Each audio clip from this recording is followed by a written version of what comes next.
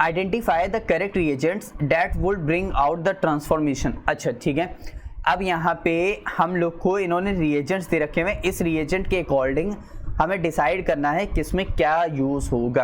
अच्छा ठीक है, यहाँ से एल्कीन हट रहा है और एल्डिहाइड आ रहा है। अच्छा एक बात ध्यान दो, अगर हम लोग KMnO4 यूज करते हैं, ठीक है, तो वो अल्कोहल को कन्वर्ट करता है कार्बोक्सिलिक एसिड में।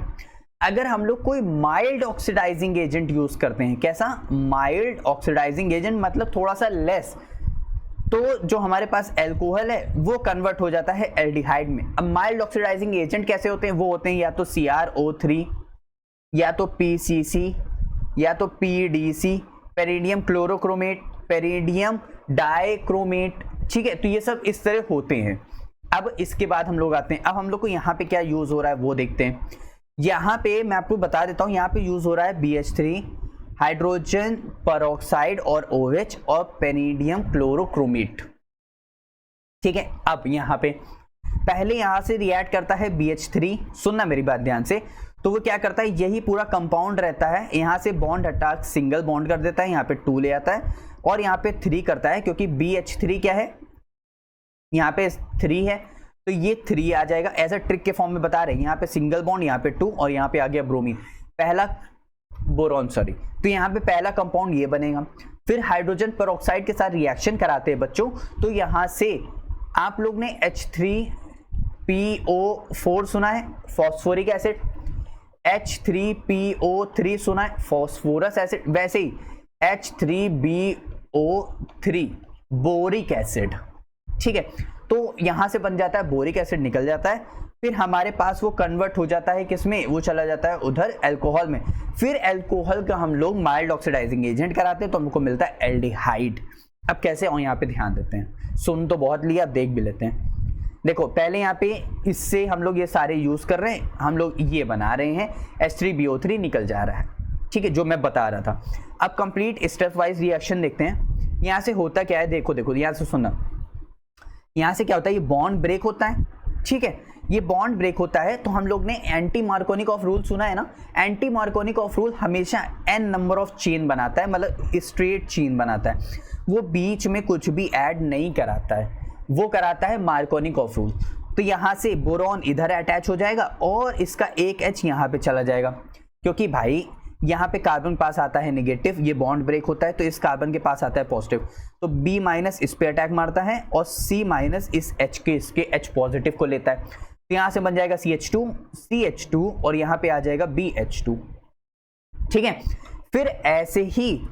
एक H हट गया, फिर ऐसे ही दूसरा H हटता है, फिर ऐसे ही तीसरा H हटता है, तो ऐसे ही जब सारे H हट जाते हैं बच्चों, तो यहाँ पे हमारे पास इस तरह इसका ट्राई वाला कंपाउंड बन जाता है और बोरॉन बाहर हो जाता है, ठीक है।